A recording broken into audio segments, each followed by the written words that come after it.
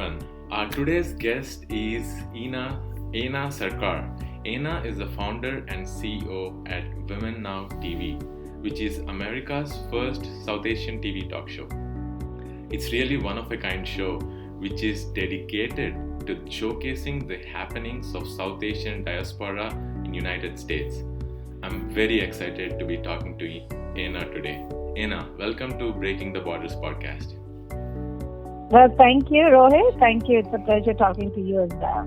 Yeah, so before we dig into the details of the launch of WomenNow TV, before you ever started WomenNow, what was a typical day like for you? What were you doing before WomenNow? Well, I was always in media and marketing. Back in India, I used to work for the Times of India group. And then when I came over here, I realized that there's a lot of gap between how people perceived India and the real India. So I got committed to working towards closing that gap, which is, bringing a piece of India to the Bay Area for more knowledge and awareness of our culture, heritage, and the depth of, our history back in India.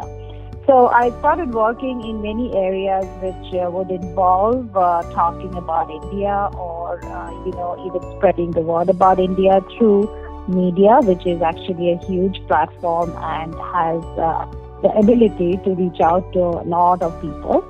So I started working for SiliconIndia, and there I realized that there was a huge number of entrepreneurs who were based, who were of South Asian descent.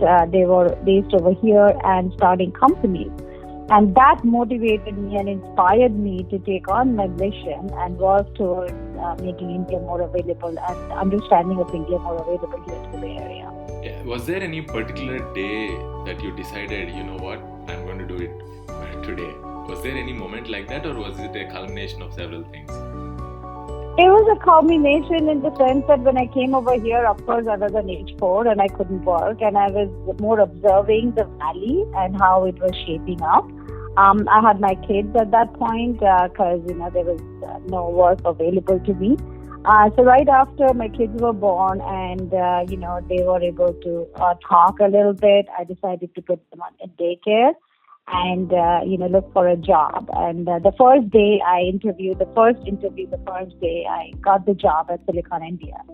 And the journey began then. And I realized that, by meeting and reaching out to more people, there's so much that I learned about this community in particular, the South Asian community, and that it was so, vibrant, affluent, entrepreneurial, achieving, ambitious. That actually inspired me to work more with the community and, bring about the best about the community to more mainstream. Yeah, you mentioned in your answer just now the visa, right? That is one of the questions that I get a lot from the listeners. What kind of visa will allow you to take an entrepreneurial leave, right? So what visa status were you on when you started WomenNow TV? When I started WomenNow, of course, I had my citizenship. Yeah, when I was still here on H4, that's when I had my kids. It took me a while to get my green card and then my citizenship. So you had to actually wait till you get your green card to take the leave, right? Yes, of course. And, that's the normal cycle that most people go through, the immigrant community goes through. Yeah. And yes, that is a big challenge, and I'm happy that I think it's slowly changing where even H4 people can work.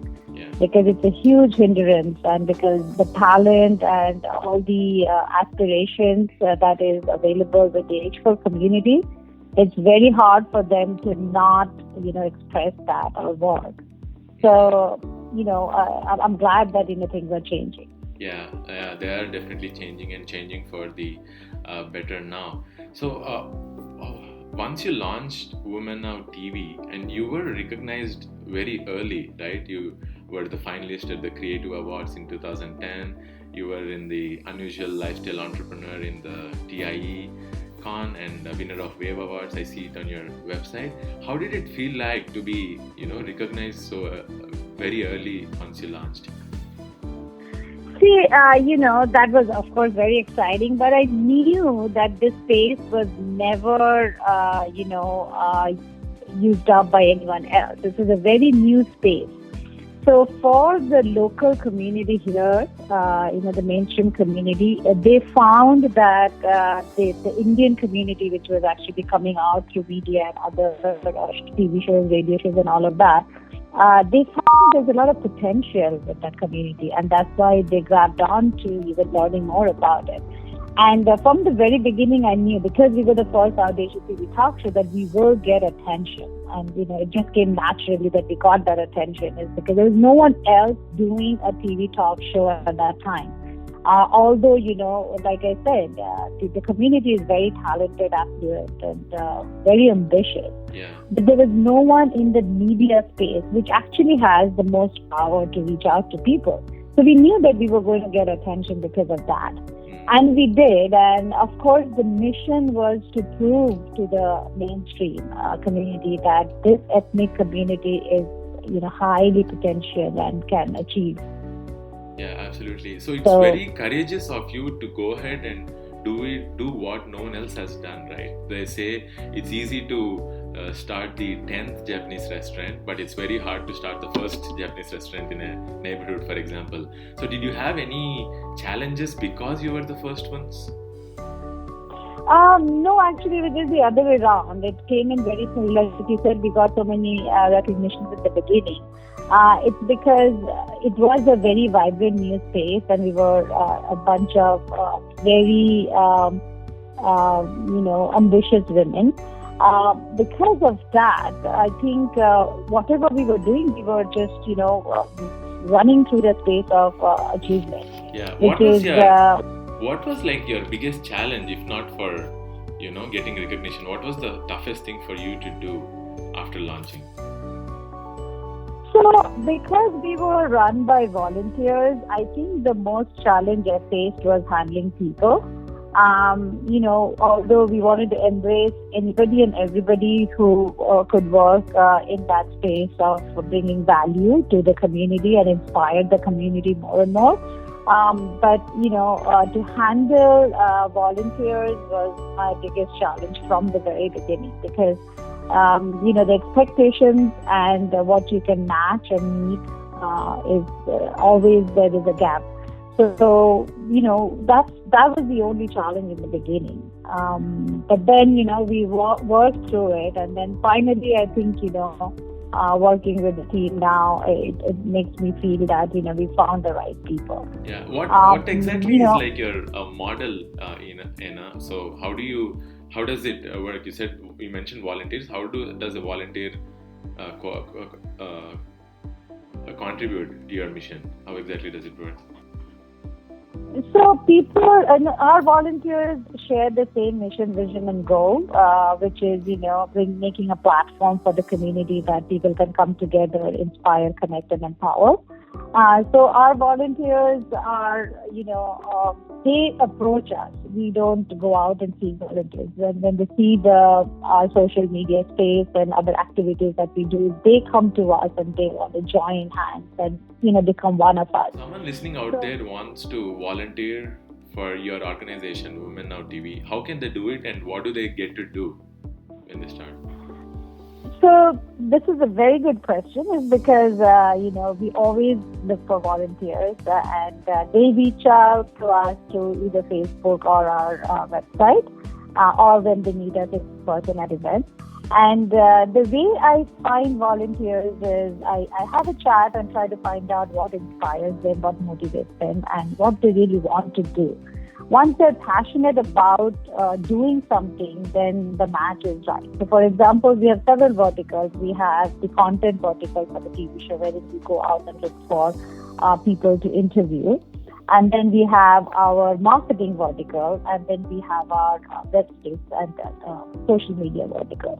So depending on what that person is interested in, we kind of get them on board with us and make them do that. And in most cases, our volunteers are actually the ones that are looking for some experience, like I said, in India, when they're at H4 status, or they're at a space and time where they can't go out and do a 9-to-5 work. A lot of people with either green card or citizenship are probably just had a kid or doesn't drive, so can't just go out and work.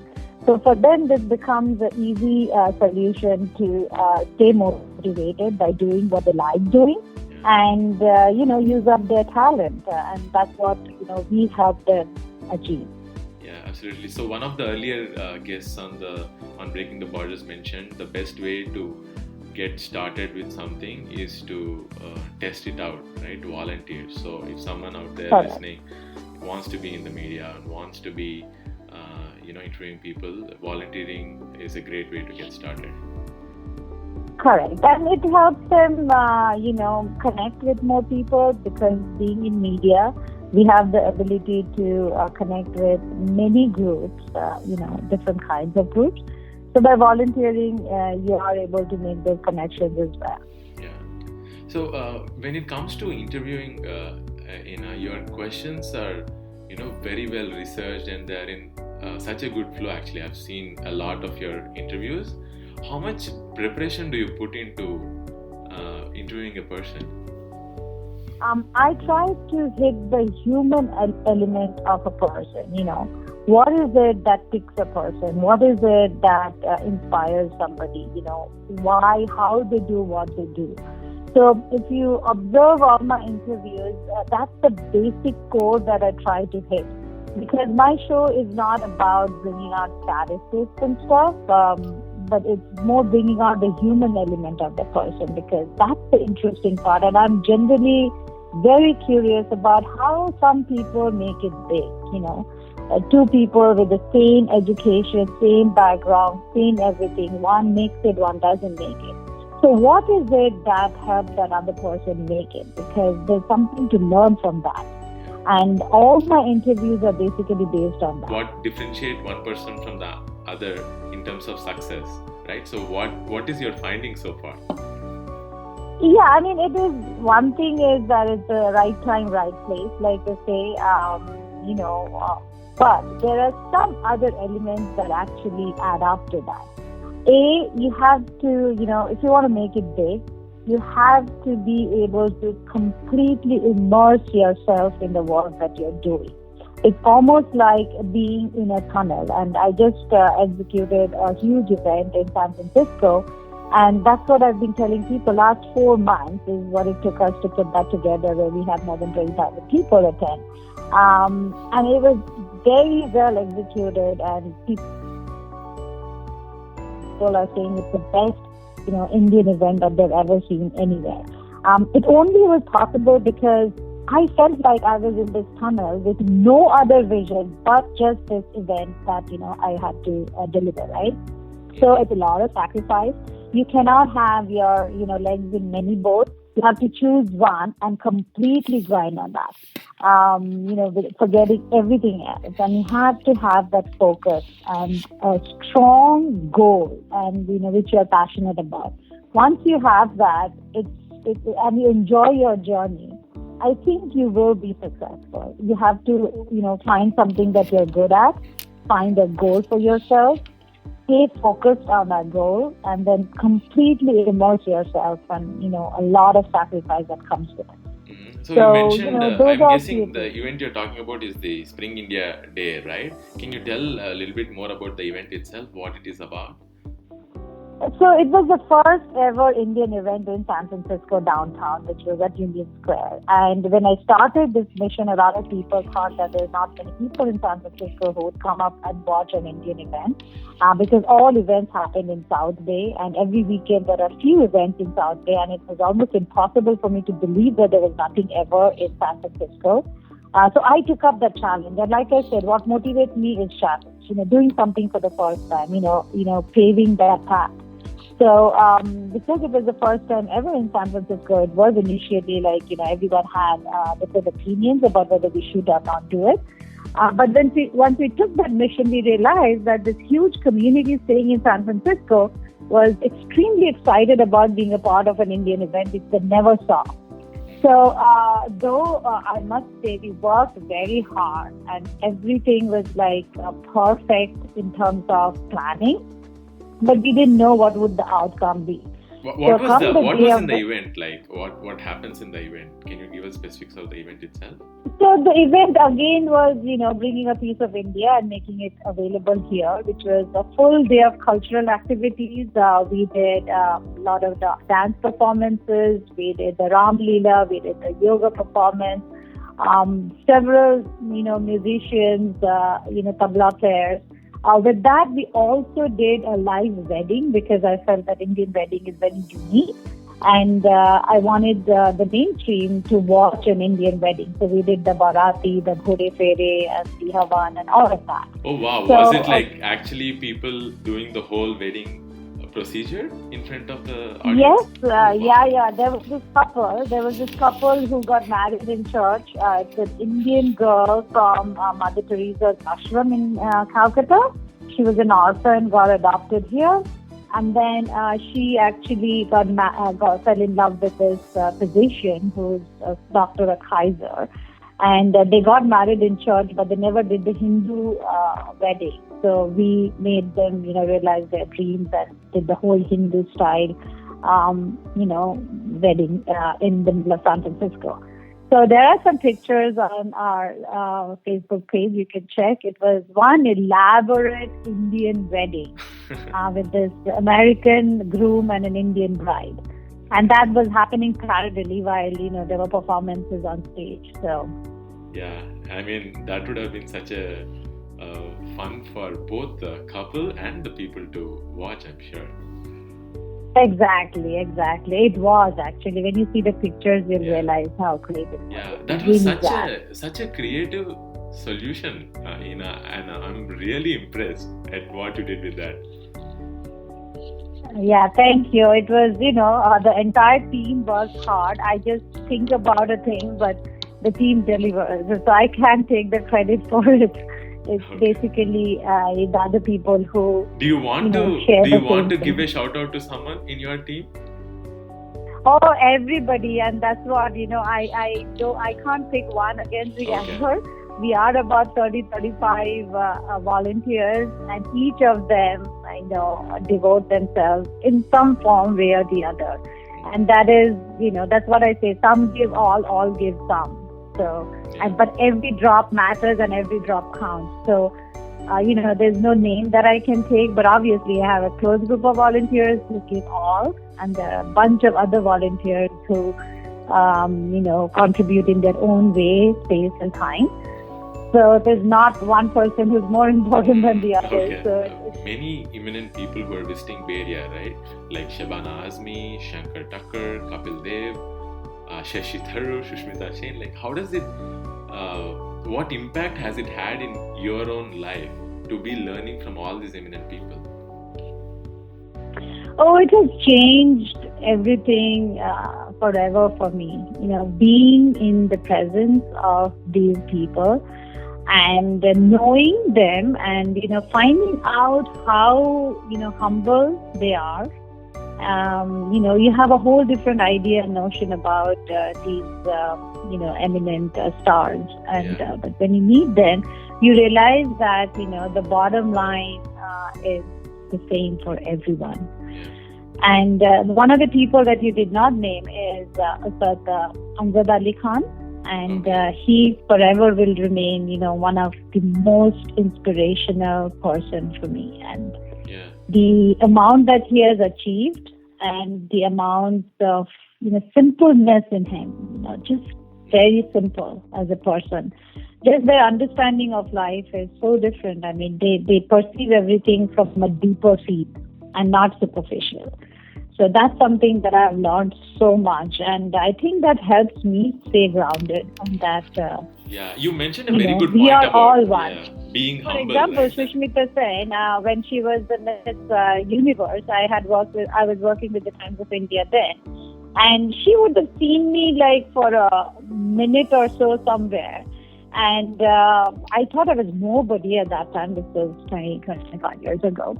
But when I interviewed her 2 years back here in San Francisco, she looks at me and she remembers me and she tells the viewers that, this is a person that I knew in India.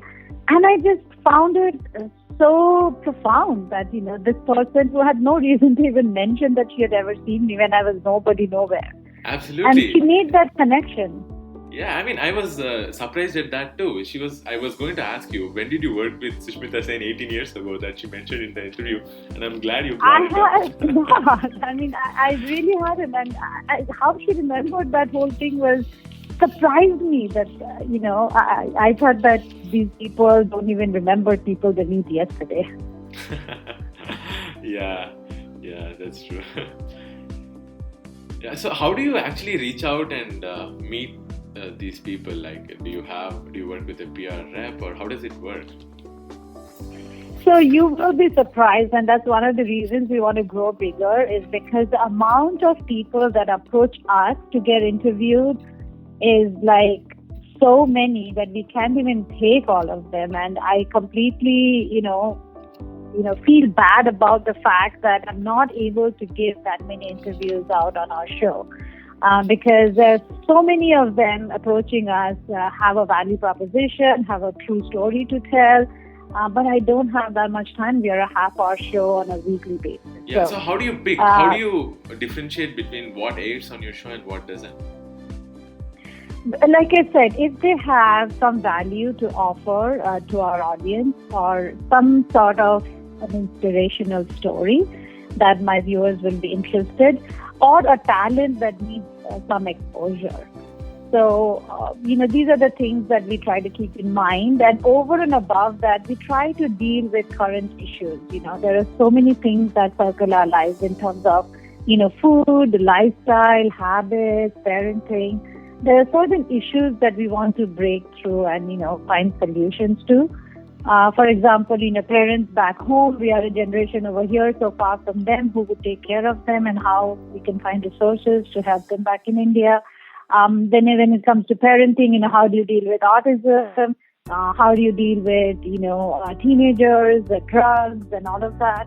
Then we also take on, GMO, food, healthy habits. So we take these issues and make it like, one part of the show, which, you learn something. Then, we have this whole people interview, which inspires someone. Yeah. So it has to be valuable, it has to be impactful, and if it is current, it has to solve a problem too. Yeah. Okay. Right. So now through WomenNow TV, you have a large network of influencers that you're connected to, right? Like, what is that you can achieve now that you couldn't have imagined 6 years ago because of this network? Okay, so we are at that impact space. We are able to make an impact, and I'm just growing my circle of influence through all these events on the TV show that I'm doing. So, like I said, the most important thing that I want to leave behind is closing this gap between perceived India, real India, and perceived women and real women. And through doing all these activities and growing our influence, I am sure we will be able to close that gap and make India more available to mainstream, and B, give women that new phase, the rising phase, that they feel empowered, that I'm of value and I can do something. So to each and every woman out there that we reach out to, I want them to come out and feel more confident about themselves, feel more empowered, and that they can achieve. So this is my goal. Absolutely. So if any of the listeners out there want to contact you, either to volunteer or for any other to say thank you, how can they reach you? They can come to our Facebook, WomenNow TV, and message us, or they can email us at ena@womennow.tv or info@womennow.tv. And we'd be happy to take them on. And if there is a talent that they want to express, I'm sure I can find them a space to do that. Absolutely. So thank you so much for joining us, Ena. You are such an inspiration personally to myself, and I'm sure our listeners would find the same too. Thank you so much, Rohit, for talking to me. Thanks, Ena.